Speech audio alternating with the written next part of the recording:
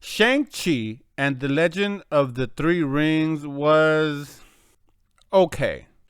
But before I get into my review of this movie, consider this your spoiler warning, even though I'm going to try to keep it as spoiler ish free, but I will be talking some spoiler ish stuff.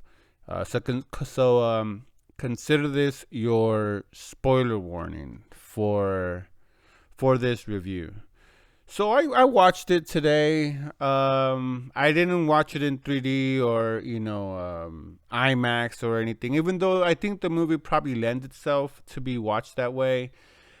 But the movie felt underwhelming after all the hype that the I don't I mean I'm not here to bash anyone as far as the reviews. It's just my take. You either agree with them or you don't.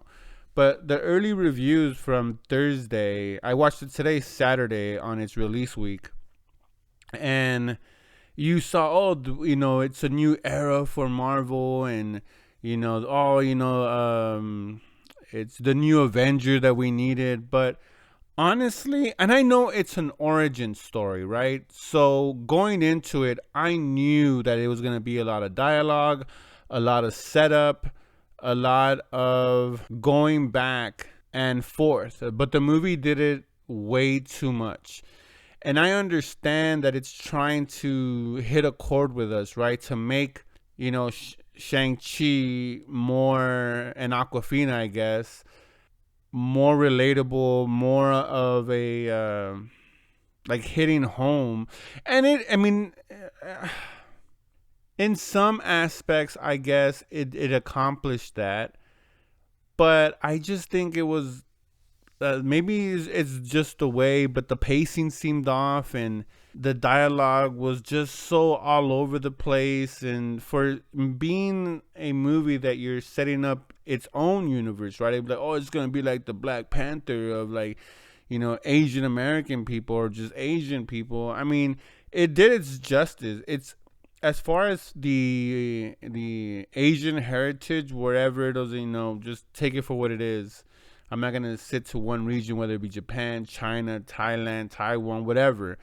For just being the Asian heritage, I think it did a beautiful job. If you're a fan of like Bruce Lee movies with that kind of over the top, not even Bruce Lee movies, just old karate movies or kung fu movies where you had the flying, and when you impacted there was like going away.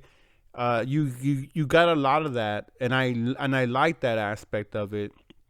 If you watch the Wu-Tang videos and stuff like that. So I really enjoyed that Marvel added that to its already ever expanding repertoire in representation, right? And it's beautifully shot. Some of the shots that they put, most of them are, yes, CGI, and you can't, I mean, most movies are, and most Marvel movies are going to be, but I think they did homage to the Asian culture in the way it was shot, and the fact that it was mostly Asian actors, Asian characters, Asian music. It was a beautiful soundtrack, and again, some of the shots were breathtaking. Just the script was very weak. I expected more from it, and I think that it's because the overhyped of this movie that everyone was expecting. I enjoyed Black Widow more than I did this movie. And maybe it's because I don't know anything about Shang-Chi. I don't know. I think I might have seen him once in a comic, but honestly, like, he's so foreign to me. And maybe that has something to do with it. But, you know, I just think they could have done better. The fight between him and his dad was a little bit like, I mean, I know he was in love with his wife and the mother of Shang-Chi, and Shang-Chi's sister, and the pain of losing her was really extreme. But even in mobster movies, they don't go to that extreme. If they lose the wife, the kids, something sacred, because it's a combination of both. So for him to be so ruthless to Shang-Chi was kind of I don't want to say distasteful. Let's just say a turn off. And I was like, wow, he's being a super dick. And then they try to make you feel something when, towards the end of the movie. I'm not gonna spoil that again. Or spoil that, but they try to make you feel something, but it feels empty because when the fighting and how he treats them is is pretty bad. I mean, the only instance I could think of where something similar is in Invincible, where Omni Man tries to make his son invincible, understand why the purpose. But that was because he was coming from another world. Yeah, he lied a little bit, but he was just showing them, hey, this is what's gonna be, and you have to accept your heritage. And maybe a little bit of that, he was alive for X amount of years, 1,000 years or so, and he's seen a lot. So maybe a little bit, and then maybe I'm judging it too hard. But it just I don't know. Like I said, it was a miss. And then when he gained the 10 rings, but then didn't want them, and I don't know. Again, I just thought it could have been better. I mean, I enjoyed it, especially with the dragons. The very it's all over, China and Japan, and their heritage is in their blood, and they did such masterful job in that aspect. As far as, like I said earlier, giving Asians heritage a film they can be proud of, and I hope they can be proud of it, because it was, like I said, it was done correctly in my opinion. But it was just a little lackluster in the script, the plot devices to move the story over. It lags so much for an hour and like some change, like an hour and 10-20 minutes it lagged. And then for the next 40 minutes it tries to pack all this action into it. It didn't feel like a Marvel movie for the first hour and 10 minutes. And I mean, there was some jokes and stuff, and the comedy was very light, but some of the dialogue that they were going, and they were unbelievable, yet Thanos had snapped his fingers and wiped out half the earth. So the skepticism of anyone behooves me, or loses me, because I'm like, yeah, 1 minute you didn't know that all this stuff was going on, but even before Thanos, you had Hulk running around.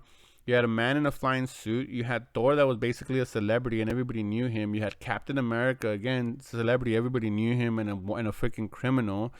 We learned that in Falcon and the Winter Soldier, that even Falcon Sam was like a celebrity. So everybody knew that there was this fantastical element. So for everybody to be like, oh my, this is too fantastical, I can't believe this, I'm like, okay, miss me with that. You guys, it's been like a long ass time where you guys knew that superheroes were around, and all of a sudden it becomes like this big old thing. And even the end credits were weird, right? So I still don't know. I don't think that's Abomination. Everybody's saying that's Abomination. I don't think that's Abomination. It's probably like some Swamp Thing or something, because it looks nothing like Abomination.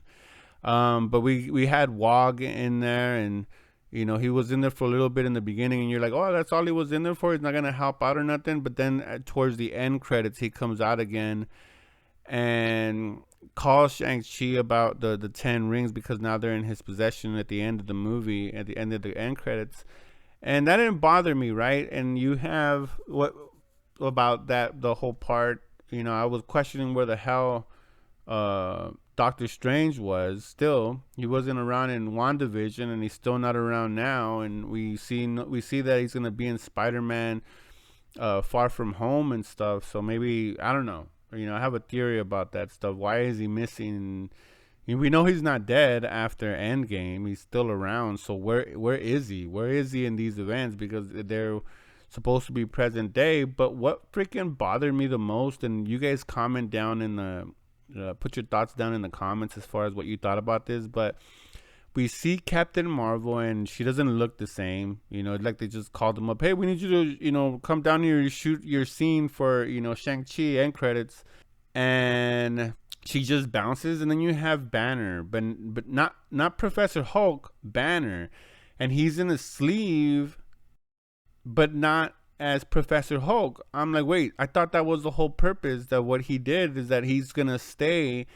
He made himself be able to become Professor Hulk. So why is he now Banner again? Like, is there a reason that he changed back? I mean, we had a whole dialogue as to like, oh, I put the brains and the brawn together, and voila, when he's in the diner scene with Ant-Man and Black Widow and Captain America, and that was his form. Now, all of a sudden, they just take him out of that. Maybe they'll get it. Well, maybe we'll get the explanation in She-Hulk, right? Because we know that that show's coming up, so maybe there's a reason, and maybe that happened during the She-Hulk that he's changed right after the snap in Endgame. So we'll find out. But yeah, like I said, a little bit lackluster. Still an enjoyable movie, but just a little bit lackluster. So for me, I thought this movie was a B minus. Just way too laggy in the beginning. Too much going back and forth, back and forth, back and forth. We're like, we got it. You know, you want to hit it home. I would have just preferred more like a couple flashback scenes and then establish that and then move forward. And a lot of the scenes that we saw in the promos weren't even in this movie, which were some of the more epic shots that they used. And I was like, wow, that kind of, disappointing. And then the final battle was very lackluster.